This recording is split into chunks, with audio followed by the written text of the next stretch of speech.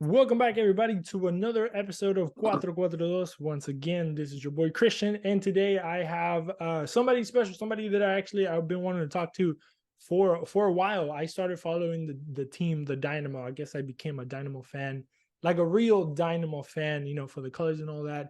Back in like 2019, late 2018, I've been following the team, not super close, but here and there since 2013 that I can remember, but going to the stadium and stuff like that, I always was fascinated about, this group that was there, with the bombos and the trumpets and stuff like that, El Batallón.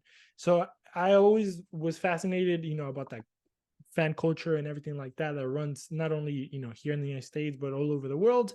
So I was like, who better to kind of explain to us what is El Batallón than the main man himself, Manny. How are you doing, Manny? How's everything going, brother? I'm doing better than I deserve, man. Everything is going as it should, I suppose. How about for yourself?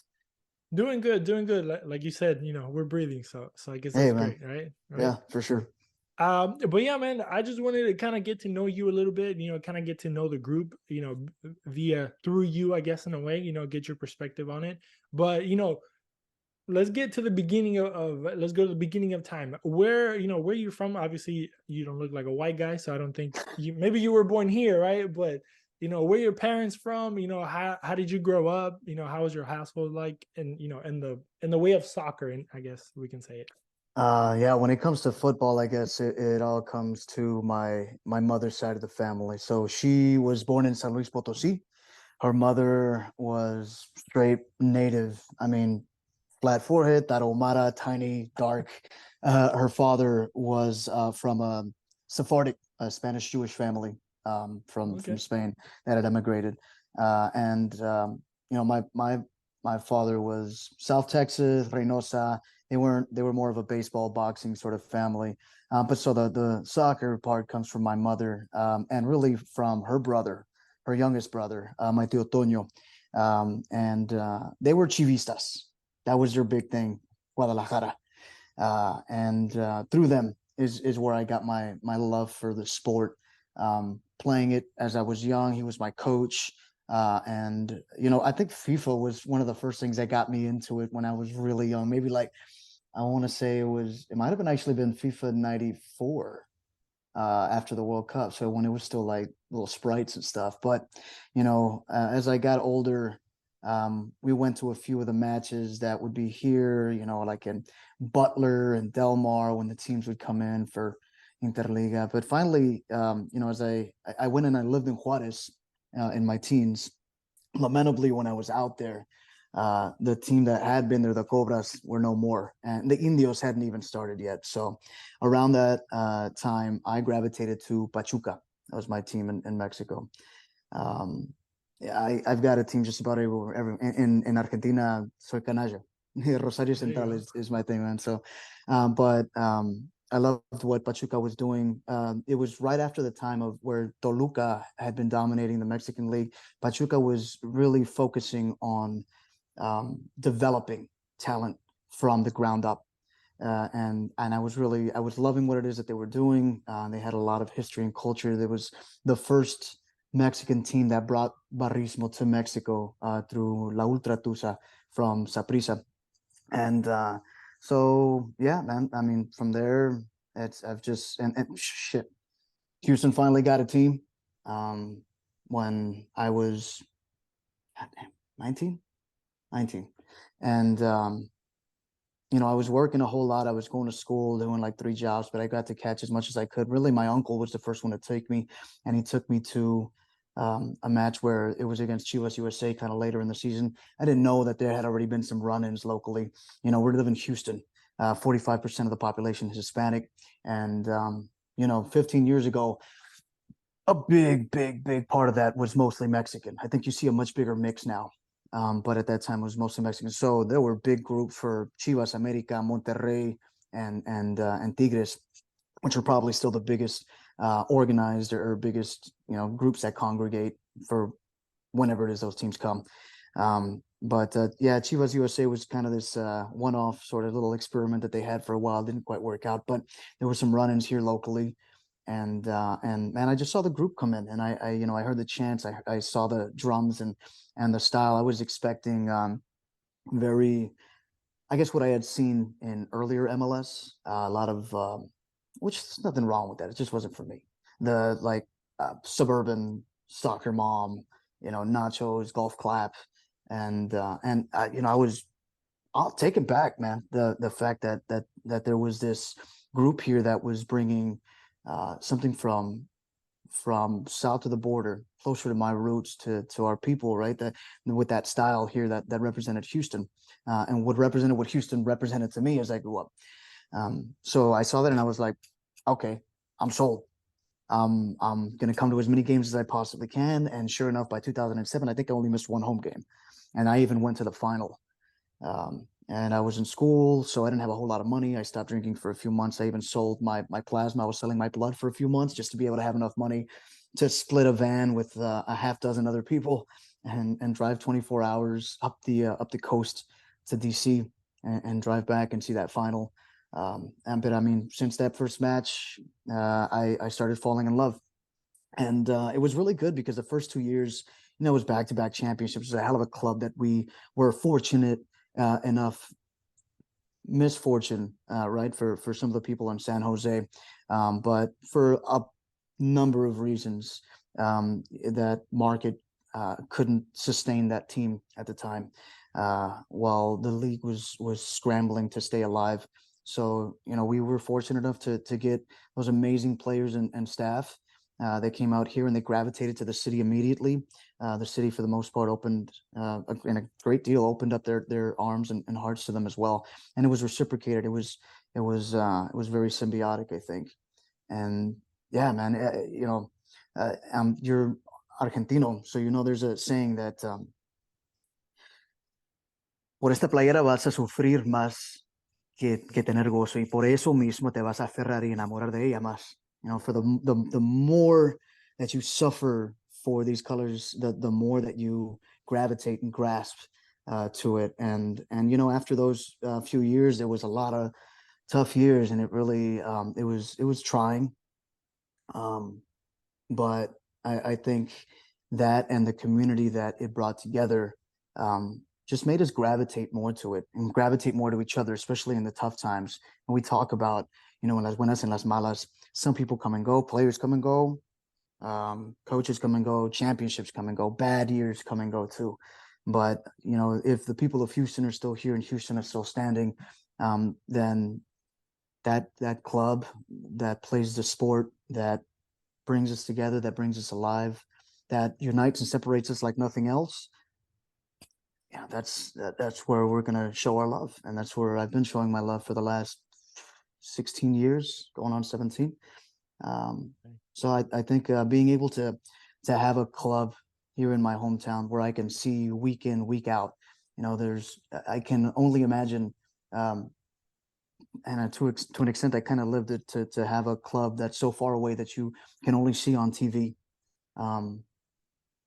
and not be close, not be in that atmosphere, not sharing, the same molecules of air, and to really feel what it's like to be in a stadium, to forget everything for 90 plus minutes, where the only thing that matters is what's happening right in front of you and right next to you. It's those things of football that'll give you goosebumps and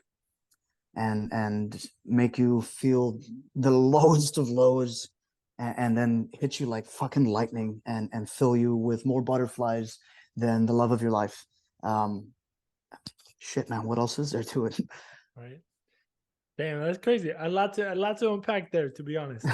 Let me just throw a couple questions, because so you answered one of my questions, which was going to be, what's the craziest thing you've done? I mean, shit, you sold your literal like blood and plasma, right? Absolutely. So you can make a trip. So that I mean, that right there is literally sweat, como se dice, sweat, Absolutely. blood and tears, Sweat, right? blood, and tears. Absolutely. Like quite And literally. yeah, So let me just go back into your teenage years, because I feel like that's when people like not become who they are, but I feel like obviously that's where you start becoming a person, you start finding yourself. I was born in Argentina, came over here like I was 8 years old, but my teenage years, which are your, quote unquote formative years, I spent them in Houston. And I feel like me kind of living that life and having friends that were very like Houstonians, they grew up with like, chopped and screwed and stuff like that. Of And course. they showed me all that because I didn't even speak English, right? So like they showed me all that and showed me like Tupac and who Lil Flip was and who, SUC was.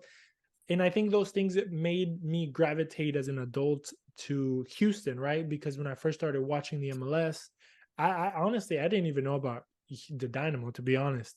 And I was like, I like Portland just because they just look cool, right? And at that time, it was 20 like I don't know 2012, 2013. They've always been good, but right, but at that time they had a pretty good team when I was watching them.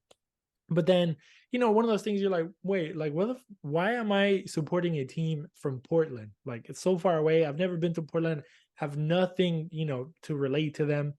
I was like, let me just be a Houston guy. I'm already like supporting, the Rockets and the Texans or whatever. I don't even watch those sports, to be honest. But at that time, you're in school with friends and they'll watch those things. But I was like, I'm a soccer guy. Why not support the Houston Dynamo? So that's where my love came for the city. But you talked about you were in Mexico for some part of those years. Mhm. How did those years, because I know how they shaped me, and now I'm like, Houstonian through and through. But how did those years living, and kind of over there and here at the same time, maybe did that make you the way that you are now in a way? And then coming back to Absolutely. Houston, you're like, because a lot of people miss their home when they're away from it. So Mhm. were you like missing Houston when you were over there?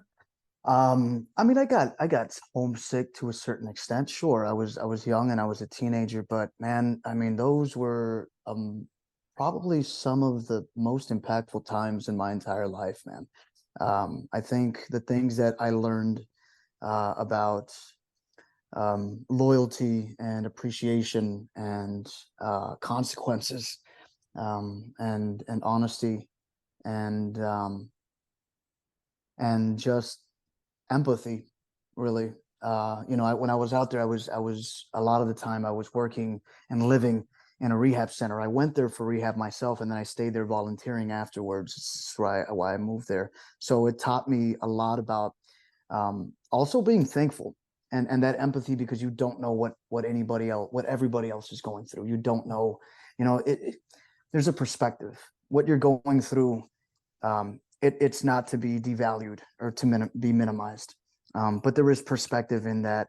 Um, we get stuck sometimes in our bubble, in our tunnel vision about the circumstances that are right in front of us because it's happening right to you, and you feel it so deeply, and then you're faced with this life changing, impactful, objective um, experience or anecdote.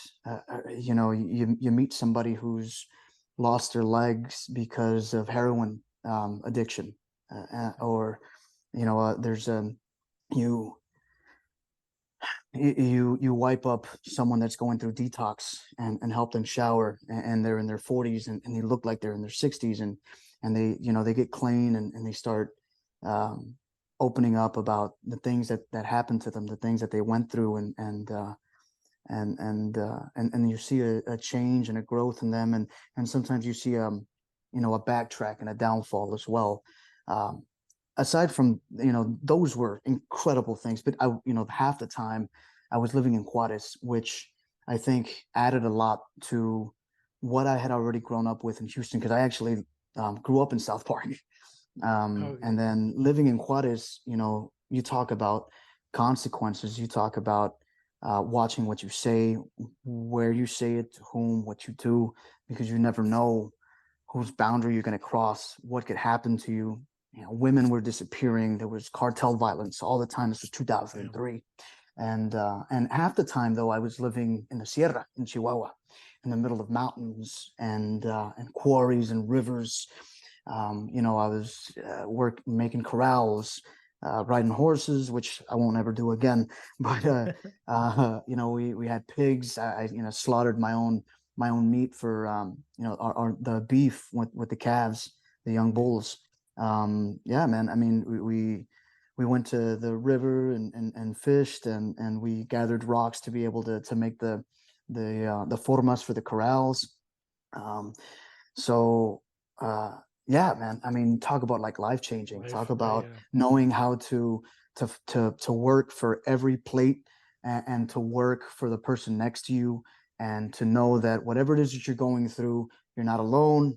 There's somebody next to you that they went through something that affects them just as traumatically, and to be grateful that you're still here, and for as long as you're still here, life gives you an opportunity to redeem yourself. Maybe not absolve yourself. You always they taught us that one way or another, this life will make you pay for what you say and what you do. But if you accept that and you take that and you still decide to try and be better every day, you can still redeem yourself as a person every day for as long as you're here. So yeah, I would say my time in Mexico definitely played a huge part in the forging of my character. That's deep, but I can see how, like, those, coming back to Houston and then seeing the soccer community. Obviously, soccer is a sport, right? And I think people like me and you, probably we live it differently, because we literally put our emotions and everything into it. But I can see the comparison of kind of growing up in that, right, or having those experiences, and then finding a group of people that have the same mentality, or share the same love, loyalty to specific thing, right? Um, let's talk about that. You coming into EB, can you tell us the history of EB? Like, why El Batallon? Where does the name come from? Is there a deep meaning behind it? Obviously if we translate it, it's called a battalion, right? Right. So I guess you can go into like history, Texas history, and Sure. all that stuff, right? Yeah. But can you tell us a little bit about that? Honestly, it was just, I think it was a name that everyone gravitated to. There were several names that came out about August of 2006, and a lot of like standard stuff. Some wanted, and I think the team had pushed for La Doce. And Huh. yeah, yeah. And it was like La Hinchada Naranja, Los del Bayuco. And El Batallon was one of the ones that was thrown out there. And I think just because of everything that had happened, it just felt right, between the 1836 and playing on like Houston history and the Dynamo and there was a Texian army that was the first that had been that had been formed officially and given a name. So by the time EB had decided to, we were, okay, well, if there's an army, then we are the close knit battalion. Then we are, we're that lives by that. That's the that battalion is usually a little crazier than just like a standing army, right? Because it's like a shit, man. If you know about a battalion, it's like I said, it's smaller numbers. They bunk Yeah. together, they live together, they fight together, they suffer together. It's like Templar Knights shit, man. Like blood is thicker than water. The blood of the womb is thicker or the blood of the covenant is thicker than the water of the womb. It's the family that you make. So it's the people that you you share your struggles with, you share your victories with, you share your pain, and you share your joy.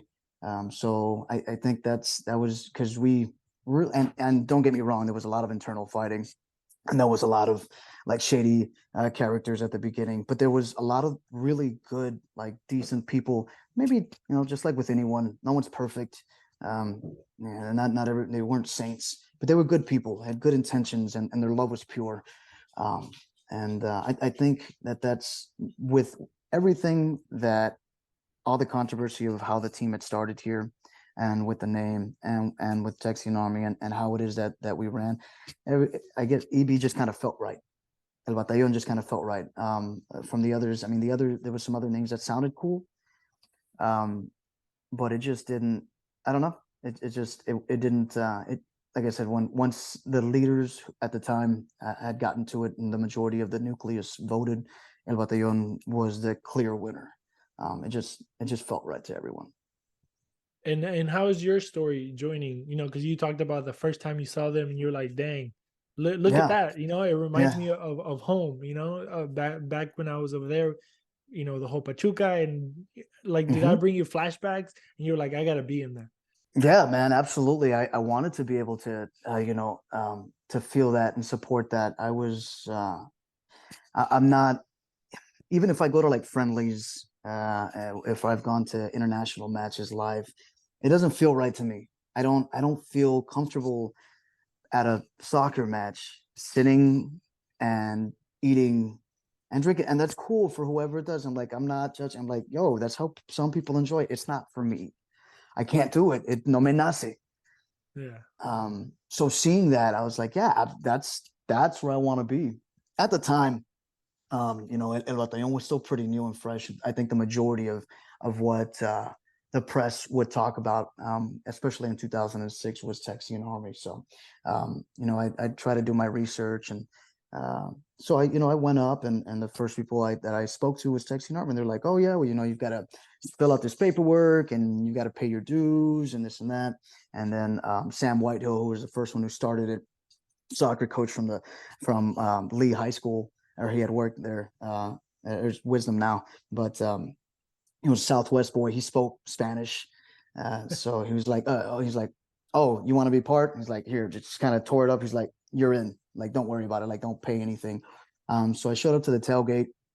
First dude that really like took me in was there was a family up there. It's like five guys that started it. One of them was Chega Angelou. His brother is Daniel Angelou or Wea. He does a lot of street art around the city and around the country. But his cousins, the Moraleses, his family, were really big and deep into the core. Greg ended up being one of the leaders for a good long while. But before that had happened, or actually right around the time that had happened, because there was a big conflict with some people trying to really do a barrismo sort of thing. Like they were extorting money, getting like tickets and like selling them for like personal gain. So like, like a legit barrismo sort of thing. They went old school, yeah. Yeah. And but again, a lot of it was going to like personal gain. So when that was found out, there was this huge conflict. There was this huge like physical fight. Anyways, out of that, like Greg ended up being one of the leaders. He had taken me in, and he was like, "Hey man, come here."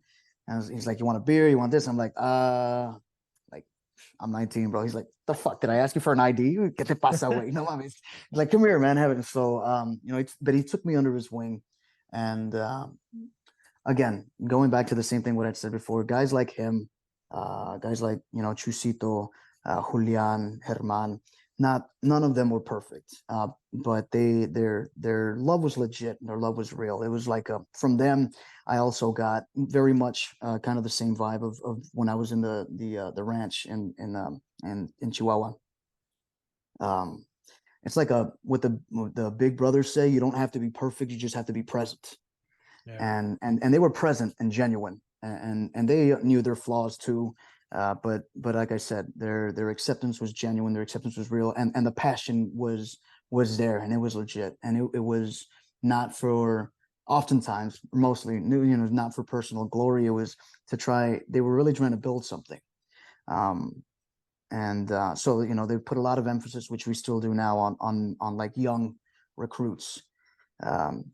So yeah, I mean, Greg kind of brought me in, or Greg did bring me in. He was formative for me when I first got in. His cousin Memo, rest in peace, he passed away from cancer in 2017. He became like my closest mentor in life, and in guiding me about who we wanted to be as EB. And he was the first one that backed me with regards to leadership. His cousin Chega, one of the originators, first put me into more responsibility. Before that, I was playing the drums. Before that, I was waving flags and putting banners up. And yeah, Chega had told me that they were going to open up to sponsors, to beer sponsors for the group, because we were in a pretty bad financial spot. So I did that, and then I think he ended up getting banned for a fight in the stadium, and then one of our other leaders ended up getting deported. So yeah, and so yeah, man, I was just kind of left with it for a good long while, and man, we just stayed afloat, and it was through the help of the group that still banded together, that decided not to give up in those hardest years. And here we are. But yeah, if it wasn't for those guys, when sometimes I had nowhere else or felt alone to be there. No questions asked. I don't think I'd be the man today that I am, and I don't think we'd be the group that we are. Damn, that's crazy. I was gonna ask you, how did you end up, being the face of the group, per se? But you just kind of like, oh, here you go, like Yeah. situations happens and you just kind of took over. What, I don't know if this is too personal or not, but what made you stay? Because like a lot of people, they start stuff and it's like, bro, like the pressure, because not only you have to do that, but like, flags, time, doing everything that you have to do. And I'm sure like I always tell people, having to put a group together, like even if you have to put up, a Sunday league together, it's like wrangling cats, like it's like, bro, you have 11 guys to put on the field and you just can't be calling everybody. Imagine you have to have instruments, you have to have flags put up, you have to, do this, do that, flares, banners, this, how do you stay up there, like in El Fierro? How do you like what keeps you going? Well, I will say, look, in the last few years, I'm thankful for the council that we have now, because it's not just left to one or three guys. Mhm. So luckily, we've got people that we can depend on and that will take up as a cog a part of that, like the flares and the pyro, like somebody being autonomously in charge of the music, without us having to micromanage or me having to micromanage. But there was a time where I did.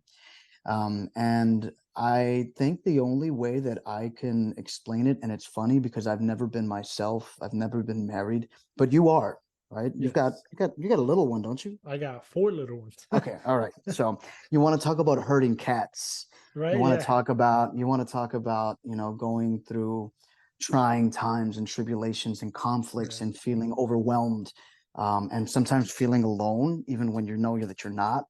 Yeah. Um, it the love for the sport and the love for the club is very much like that. And I tell people, like, when you come into the section, this is not the cool section to stand around and not be sure, not put yourself out there. You are going to have to get past your own boundaries and out of your comfort zone, Mhm. because doing this, you have to love it.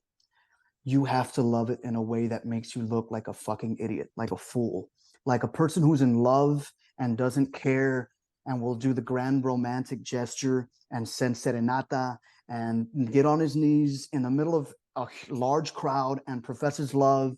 And that's what it is. You're doing a serenata. You're making an ass of yourself because you love this so much. Despite the trying times, despite the tribulations, you know that there are better times. You know that there will be better times. And you know that even through those bad times, what this gives you, this feeling of belonging and of mutual love, maybe not always by the club or the franchise, but by those people involved in building this, that's what keeps you. It's that experience, and it's the people that stay there with you that makes you feel like the struggle is going to be worth it, and it's worth it every time. Damn, that's crazy. I can relate, with the whole emotion part of it. Just because I was gonna ask you, have you ever cried for the team? But that's too personal. No, yeah, I'll leave that for no, you. no, no, But absolutely. but see, like those are the things that I think make like separate people, separate the fans from the actual hincha. I don't know Hmm. if there's a Hmm. word for it because I don't feel Sure. like a fan is and it's a proper word. Yeah, For el aficionado y el hincha, right? yeah, there you go. Yeah, Really is. exactly. Yeah, to separate them both. Mm. Because I've, now as an adult, obviously a different circumstance, right? But like when Argentina won the World Cup, I was here by myself in my house and I cried like a Oh little man, bitch for like an hour, you know what I mean? And you just don't like, and I caught myself, like I'm a grown man. I have a whole family, like all these things, and I'm like not, crying of happiness obviously is a different sure. situation, but it's like, damn, like this shit it's like it took too much of my soul to like care about it. But then you're like, and then the next second you're like, fuck it, and you just start waving whatever you have in your hand. So I don't know, I find it cool, right? um That's dope. That's dope. And let If I me, can, if I could just add on yeah, go onto for it. that, like, and I'm yo no soy argentino, right? Yeah, Pero como argentino, it's I don't know if it's subconscious for you guys, but some do recognize it. It's also understanding like the circumstances of the last two championships. yeah, Kempis in the 70s, you're both talking about during the times of the dictadura. yeah, I'm talking about in época cuando estaba desapareciendo la gente. People were disappearing. The literally. government was slaughtering its own people. They were lying to their when Maradona won it in the 80s and that group won it. You know, there was the what was going on with the Balkans or the Falklands, The sorry, Falcons, yeah. Las Malvinas. He says Malvinas. So it was that propaganda and that heartbreak of like being open to the rest of the world and being told that, oh shit, you know, we're not in such great shape as you know the state is telling us. We already knew we were up bad, but fuck, you know, we're worse off than we were. Yeah, And that gravitation, and even though it was kind of messed up that the government was using football to kind of distract away from what they were doing, it was that gravitation to it, to the sport and to those championships that really kind of kept people sane. It gave them something to be proud of in yeah, some of the darkest times in Argentina. And when y'all push through that, and even now, you know, you've got these. You may not be having those sort of issues, but you've got the economic issues that are happening. yeah. Um, Here it comes again, a group of men to be able to bring something to bring y'all together and celebrate in front of the whole world all Yeah. over again. How could you not? How could it not like break you down? How could it not like fill your heart up and make you want to explode when things feel like they're hopeless? There's hope, there's a light, there's something to celebrate, man. How could it Yeah. not? Chills, bro. No, it's, I mean, I always like, you know, it's kind of hard to explain to people like we live, you know, me personally, right? I live in a fucking movie. Like, because you know, I like history too. So like, you know, when you talk about those things, like I now, you know, I understand. And me at 30, 31 years old, like I've never seen Argentina as a country lift any trophies other than, you know, a an Olympic gold medal in 2008. And you're like I'm proud, but it's like, you know, it's an Olympic gold medal. It's a sub-23, you know, it's under 23s with a couple of seniors. It's a great achievement, but you know, it's not the greatest achievement, you know, it's still part of that, you know, Olympic stuff.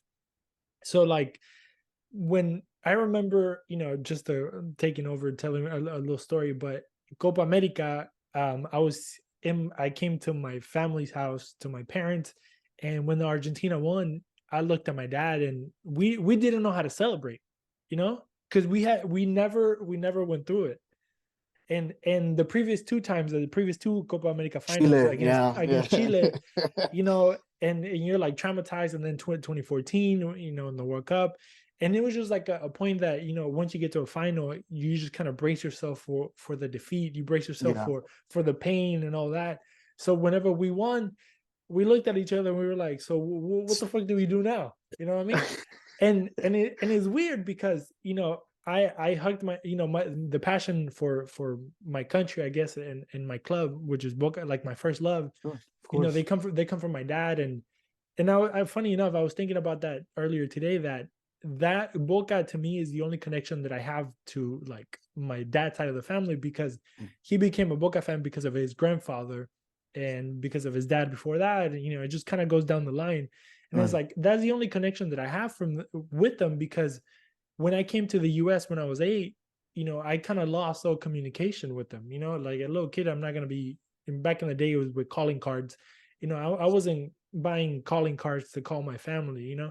And Right. nowadays, you know, you communicate with them through social media, but it's like, I don't know you, you know. Yeah, you're my cousin, but I don't really know you, you know. So it's like the only thing we have in common is like That you kindred go. spirit, that hincha, Exactly. It's that like is you a go thing. you go into La Bombonera this weekend, bro. Take pictures. I want to see, you know. And it's just that, you know, and it's weird because like, how do I tell people that the only thing we have is soccer? And I was telling my wife earlier, I was like, like I haven't played soccer in like 2 months, and I was like, I need to go play. Like I'm itching for it. And she's like, why? Why don't you just stay home? And I was like, babe, this is my stress reliever. Like some people do other shit. I go kick people and kick a ball. You know what I mean? So it's it's I don't know. It's weird You that we feel you like either that. get it or you It's don't, like man. You either get exactly it or you right. don't, and it's just you. Without trying to like overcomplicate it, I hear you. Yeah, And there's some people that just will never get it, yeah, and the ones that do, just because then, like I said, they nace. yes, yeah, It's in you. So yeah, I yeah. hear you, man. But yeah, yeah. But I'll stop talking about myself. But I'll let No, you. no, you're good, man. Hey, We'll, I want to know you too, bro. It's all good. we'll we'll move on a little bit because I wanna ask you about because a lot of people, well, I already said this before, but I'm gonna mention it again here for everybody to see. But I think El Batallon is probably one of the best, if not the best, barra in the United States when it comes to atmosphere, not only atmosphere, but I think the passion and the love that you guys bring. Obviously you guys in numbers it's probably not what you want it to be. Obviously you want the full section to be full, look pretty, look nice, 1,000, 100, whatever the people you want in there. And like one of the banners that you have, that you guys have is somos pocos pero locos, like we're only a few but we're crazy motherfuckers type thing. And the passion will never die. So obviously quality is better than quantity, right? But how do you guys see yourself? There's pages on Instagram that they follow this whole barrismo culture, about in the United States and North America and stuff like that. But how do you guys perceive, or maybe how do you perceive El Batallon in the picture of the United States world of barrismo, or like maybe in North America? Man, it's difficult because I know that I live in a bubble. I'm on the ground floor, and I'm working directly with the community. I think that no matter, I would hope that if anybody who's a leader of a group like this, that you're never satisfied and that you always want to grow. We are nowhere near where it is that we want to be with regards to numbers, and those numbers afford you a certain amount of privilege and ability to have more time to do bigger projects and do greater things. But there's also a balance of, like you said, quality over quantity. We always say El Batallon is for everyone, or for anyone, but it's not for everyone. Where I would see us, um, with respect to our nucleus, our core, with respect to how it is that we support the team, specifically for the team, for the city, not for a hype, not because we have big spending owners and a front office that just throws money at us because we don't. Not because we have or have had a lot of big name players, because we haven't. We've had players who are legendary to us and players who are great players within their realm and even for their national teams. We're talking, Dwayne De Rosario, Brian Ching, Brad Davis. These were solid, just great fucking people and hard players. Eddie Robinson. You if you do it not for the accolades, not for the trophy case, not for the glory, I think, at least in my heart, because I've never been one to chase for those things. We got lucky the first couple of years again because we were fortunate. Um, but it hasn't been such smooth sailing since then, and you still stick around, and that has been, to me, that puts us at the top, or towards the top of the echelon. I don't think we have no tenemos nada o sea, no tenemos nada que pedirle a nadie, Yeah. aquí en los Estados Unidos. We've had our run-ins with as well, with Central American and Mexican groups, and I think now, after 16 years, there's a mutual respect. Like, listen, nobody wants to smoke. We're all kind of tired of getting into these rumbles. You do your thing, we'll do our thing. You're obviously not Portland, Kansas. We can't just come in and steamroll you guys. So there's been a lot of years that we had to work really hard to get where we are. With that comes a certain reputation, but people are always going to have some sort of misconstrued idea, no matter what the group is. If you're moved by naysayers, then and you're easily manipulated that way, then that shows low character as well. So I would say in that there's that high character also for me puts us very high. Again, I know I'm biased and I know I'm on the ground floor, but I would be in agreement with you as far as Barras goes in the United States. I don't think we have anything to ask of anyone with our organization, our passion, and what it is that we do, and the numbers that we do have, knowing that every last one of them is just as dedicated as the next. That, you know, the fringe membership is likely going to be a lot more dedicated than, you know, fringe or outside members that you're going to see in other groups, because we do try and keep it as close knit as possible. I want to know how you and your family is doing. Talk to me about your daughter's upcoming quinceañera. What do you need? Your baby shower. You know, your young kid graduating. You know, talk to me, and that keeps us close. And on that sense, because of community and how much it is that we do gravitate to our community, and being present for those that are with us, and in trying to give back, in as much as is that we can with what little it is that we have, because we are still a blue collar city. You know, some of us make decent enough, but you know, as far as wages goes and resources, as compared to some other groups of what they get from their ownership or from what they charge, because we don't charge, right? EB doesn't charge to be part of the group. What our dues are physical action. You know, put your money where your mouth is, spoken word and actual actions. So because of that, you know, we sometimes don't have the sort of resources that others have, but the resource that I think is the most valuable is dedication, time, effort, affection, and passion. And those things are things that are intangible, but their effects are incredibly tangible. You can see them, and it reflects in everything it is that we do. So with that in mind as well, I think that still for me puts us in the top echelon. I don't know that I could rank 1, 2, this and that, because I know we have weaknesses. I know we have flaws and things that we need to work on and where we can grow. But like I said, you know, a good group and a good leader would never be satisfied. And there are things that some groups can do better than we can. And it might be because of different circumstances, but without making excuses, you know, you do it better, you do it better. But overall, like pound for pound, I don't think anybody can stand against us. That's dope. That's dope. So let me ask you a technical question. What do you guys consider yourself? Are you guys barra bravas? Are you guys hooligans? Are you guys supporter group? If you do, you guys even have a title? What is EB? We are an organized hinchada, and within the hinchada, there are some that would consider themselves barras.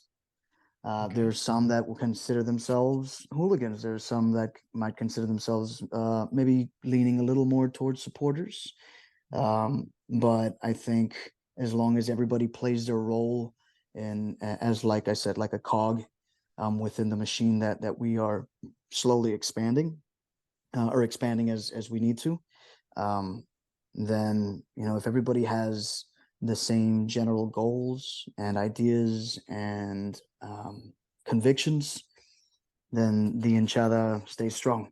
I think we need a little bit of everyone, as long as for the most part there are more that are willing to serve and act, rather than wanting their voice heard. As long as there's not more chiefs than Indians, because even with us being in leadership with El Batallon, it is not about ego. It really is more about serving. Like, you can't be a leader unless you know how to serve. You can't be a leader unless you leadership is about sacrifice.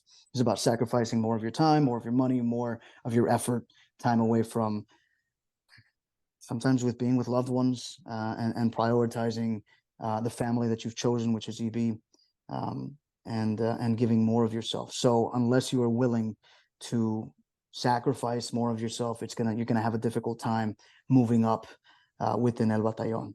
So to those that are thinking about, you know, joining El Batallon, what is a day in the life of a El Batallon member? it depends on how close you get, because if you are in the nucleus, it's not a day. You're probably looking at about 4 or 5 days out of the week. at some point, at least a couple of hours, in some sense, whether it's washing and untangling the fucking tiras and getting them ready, whether it's maintenance on the instruments, whether it's practice on the instruments, whether it's showing up early and helping to organize the merchandise sales and the keg and party sales, whether it's going in early to set everything up. There's going to be a lot of man hours that you're going to have to put in. So if it's just a day, then you're probably a fringe member, and that's okay. And what I would tell you a day like that is you probably get up, having yourself a nice breakfast, maybe get a couple of drinks in before, start getting ready, get a shower, you go in, come to the bar, buy your wristband, have a few beers, have some good chats, and then go in and sing and let it all out there. And that's a good thing. That's good. But with El Batallon, the more that you want to get involved, the more you'll get out of it, but the more is going to be expected of you. People ask us, and like I said, we don't charge, but people ask us, what is it, how much does it cost to be part of El Batallon? And a lot of us will say the same thing. Absolutely nothing. And absolutely everything, everything you have to give. So yeah, I guess you get to decide what a day in the life of El Batallon member is. If you're more on the fringe and you just want to be there and buy the t-shirt and, just kind of roll with us, but sing the songs and that's cool. But you'll find it very difficult to not want to gravitate. As soon as you start making conversation, as soon as you start getting close to the members next to you, I haven't known anybody that doesn't become addicted and wanting more and wanting to be involved more. And before you know it, you're enveloped, and so enveloped that you're giving up a whole lot of your week to prepare for 2.5 hours of physically exhausting yourself for the love of the club.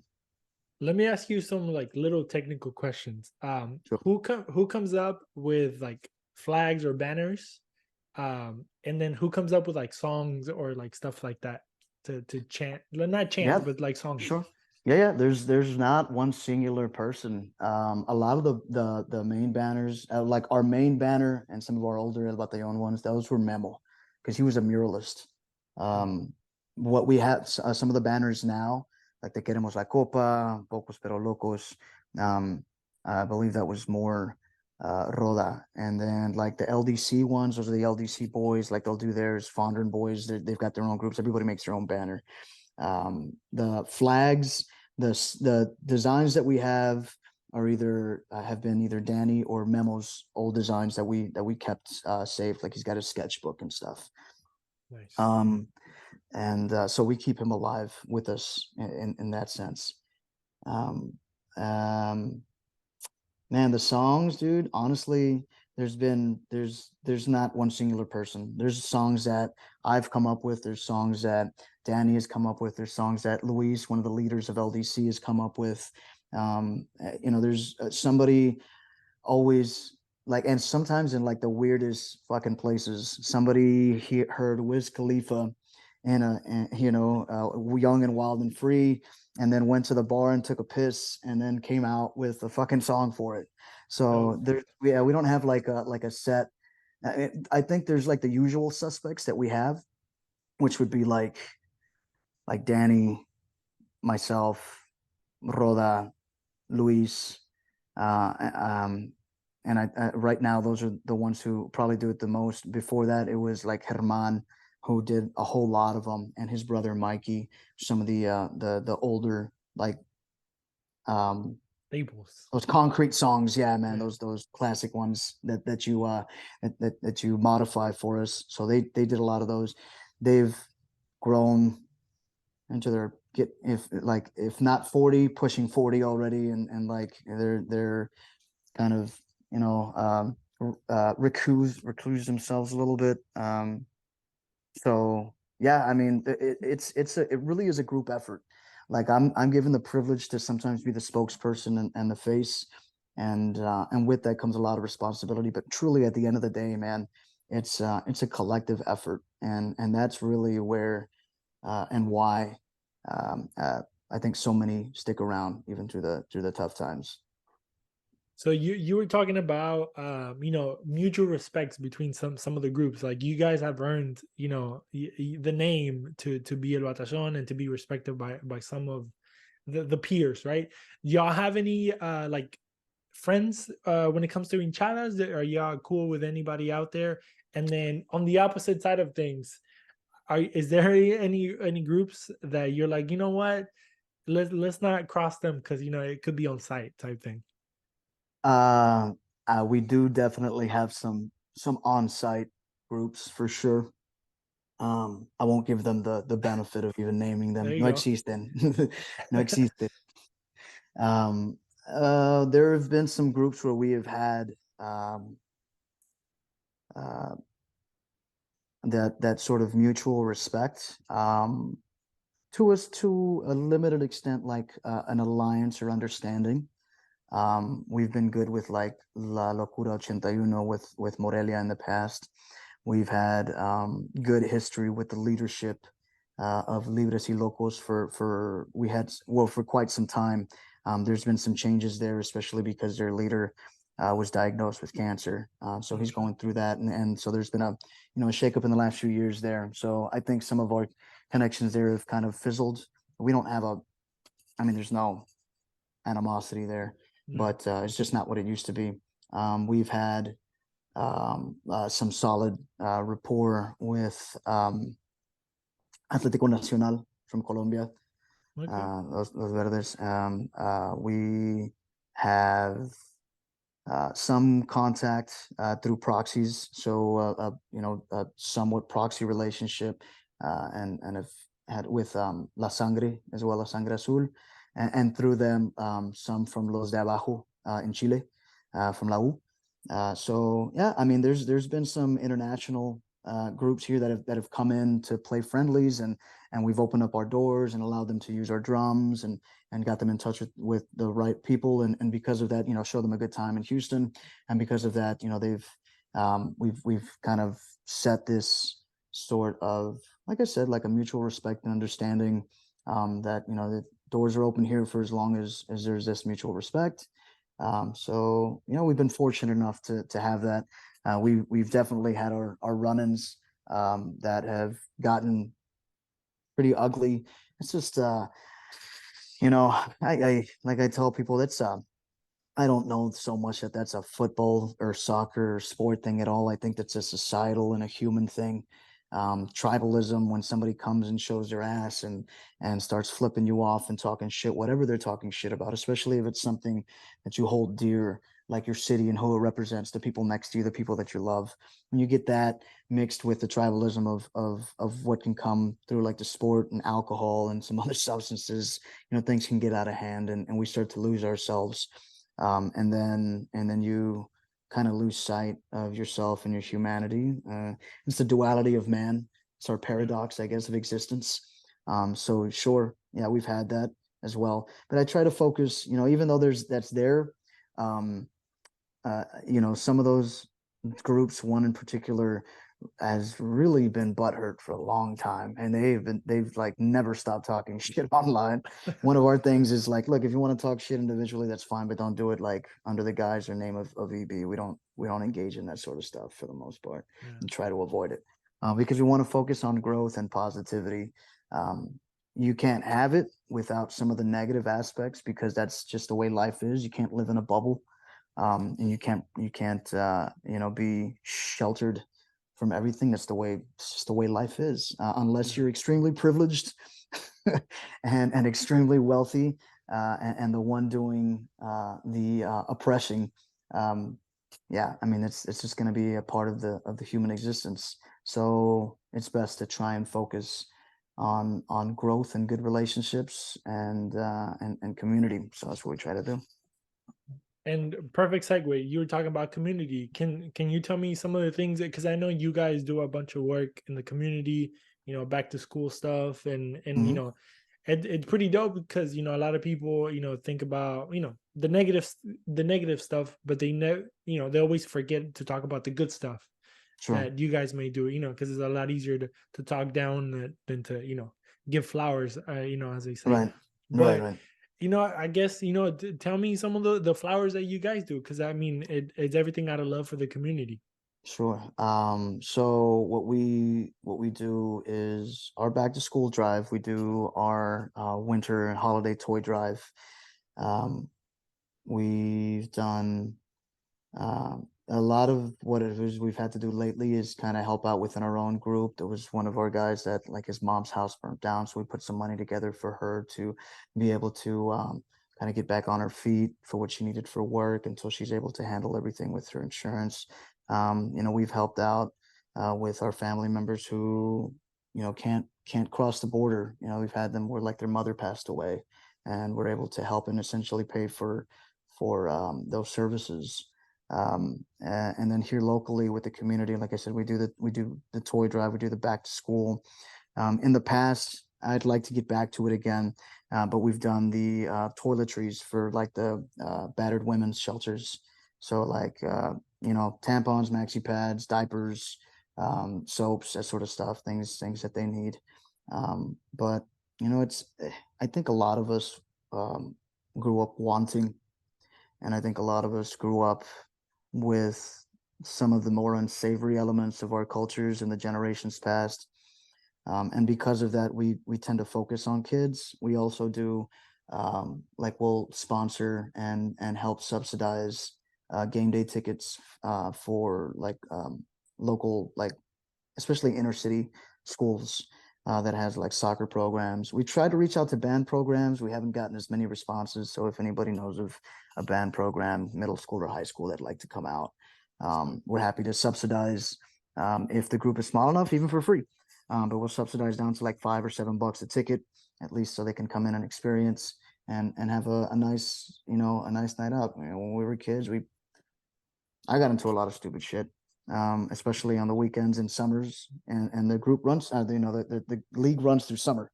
So Yeah. Saturdays, if I had something more productive to do, I probably wouldn't have been getting into the stupid shit I was getting into that I had to, end up going to rehab for. There was positives there, but if you can avoid and learn the things about life without having to go through that, menos mal, right? Right. So if we can be that and give that positive experience and that escape sometimes from reality. And a lot of our communities and a lot of the inner city school kids, sometimes the situation at home isn't the best you want to be in, and that's sometimes why you kind of run out and seek for an escape. Yeah. And sometimes it's in some unsavory elements and people that will make you feel like you're wanted and accepted, and then really get you into some shit that'll send you down a wrong path.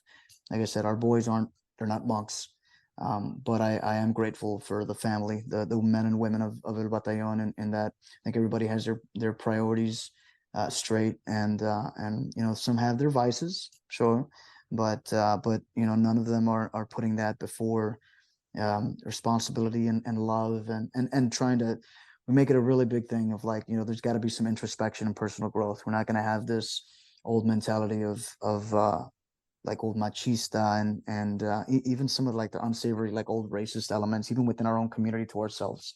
Like we got to be better. We have to be better. We have to be better for them, because if we're building this, what we're doing, I think, is one of the biggest projects to try and have something for the kids that are struggling with their identity because of their roots and because of where they live, and they want something that can connect them to both simultaneously and in a way that can help them forge character and grow.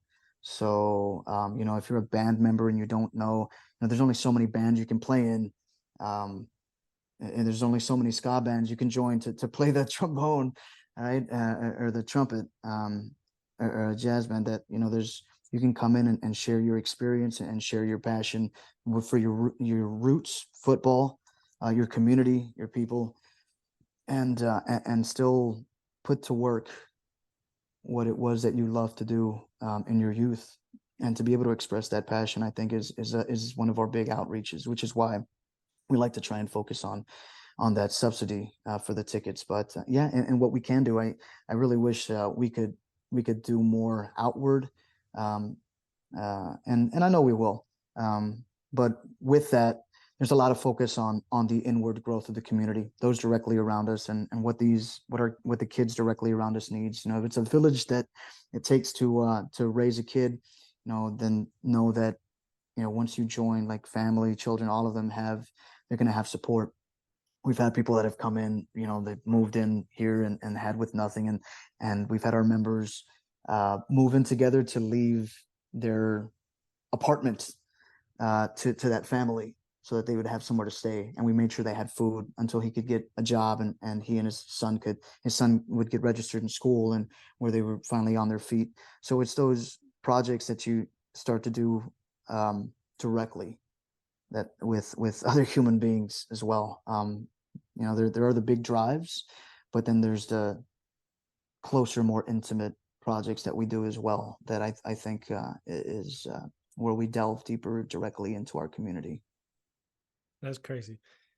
I was gonna ask you, my last question was gonna be what is like the legacy, what's the future looks like for EB, right? And I think you already answered, but I think it's crazy to think that, when you go to games, I usually go to most home games. And we see you guys, and obviously, you think of EB as just a bunch of guys that get up there, wave flags, drums, and all that, but they don't see the stuff behind it, right? All the things that kind of lead up to that, and maybe they box you guys into the group of just a bunch of guys waving flags, but there's beyond community and everything like that, right? Just to kind of close it off, once again, thank you so much for taking the time.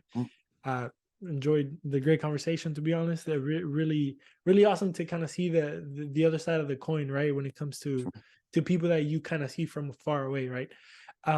But to kind of close it off, I know that obviously the team hasn't done great, lately.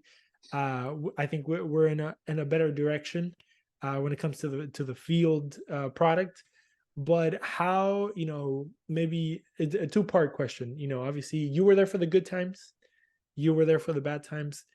Kind of your experience through that, and then how do you see the team on the field? The actual stuff that actually we go watch and maybe try to enjoy on the week-to-week basis. Yeah, man.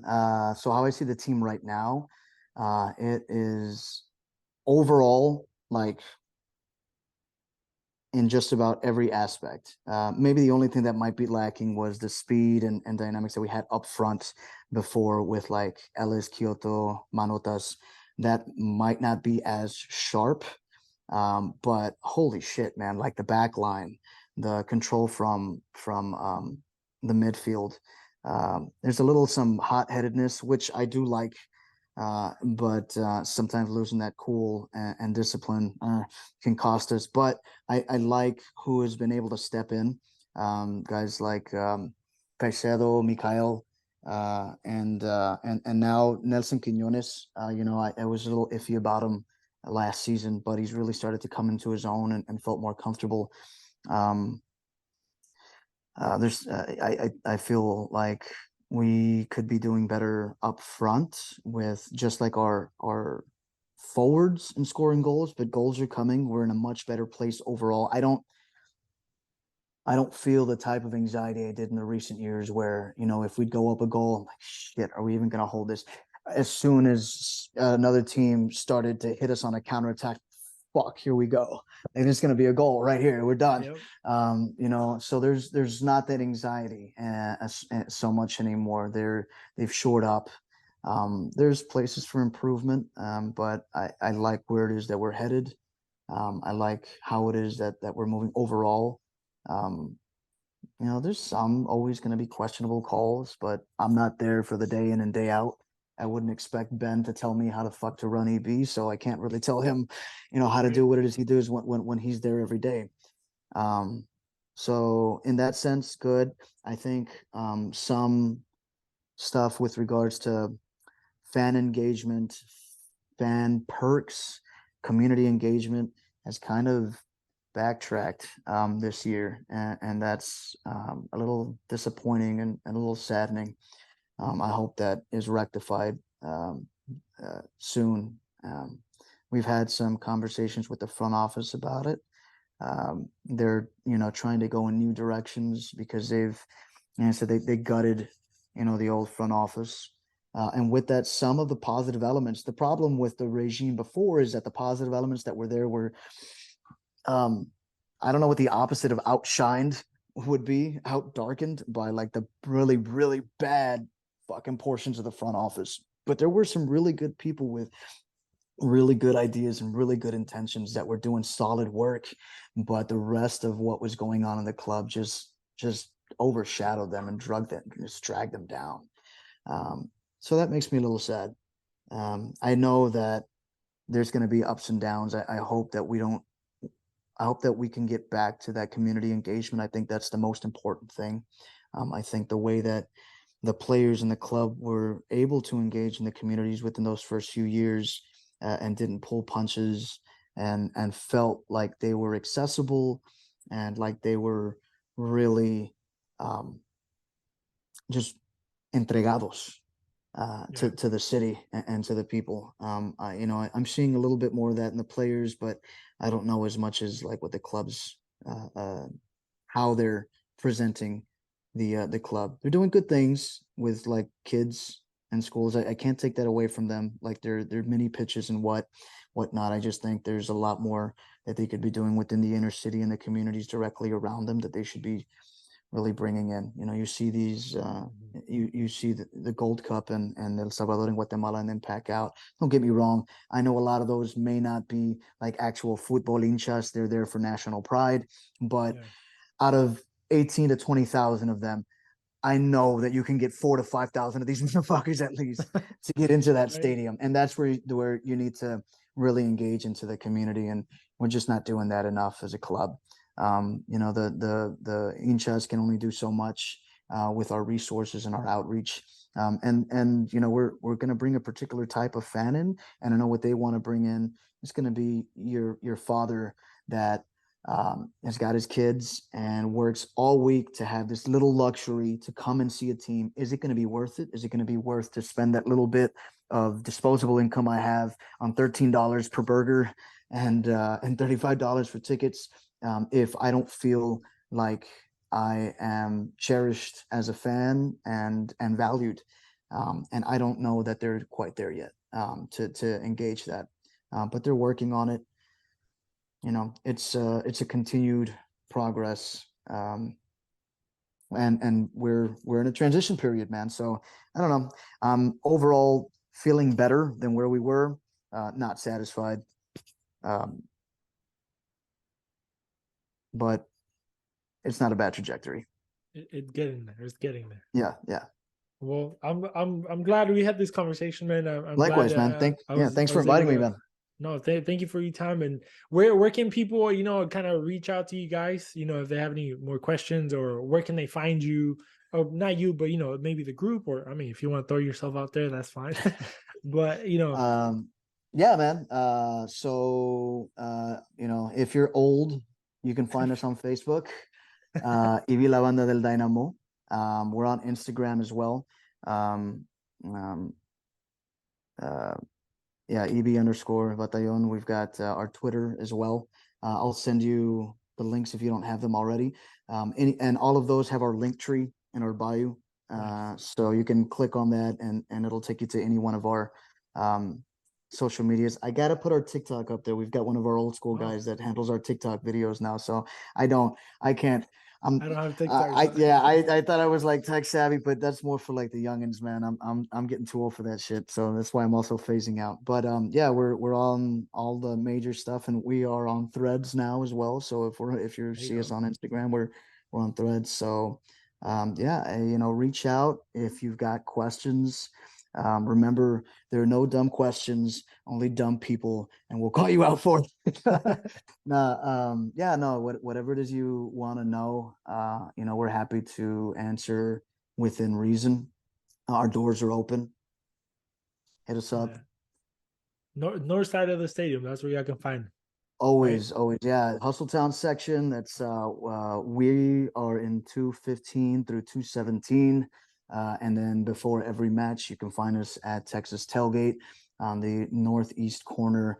That is Emancipation and Texas Avenue. All ages are welcome prior to 9:30 p.m. Yeah, man, join us. We're typically there outside. If it's not a Wednesday match, we're there at least 3 hours before the match, and then we all march out together to get this shit started, man. So hit us up. Nice. Dope. All right. Well, yeah, there you go, everybody. That's where you can find them. Don't forget to follow 442 Instagram, Twitter as well, the YouTube channel. If you haven't, go check that out. But other than that, see you guys next time. Y'all have a good one. See you later. Thank you, Cristian. All right, later, man. Later.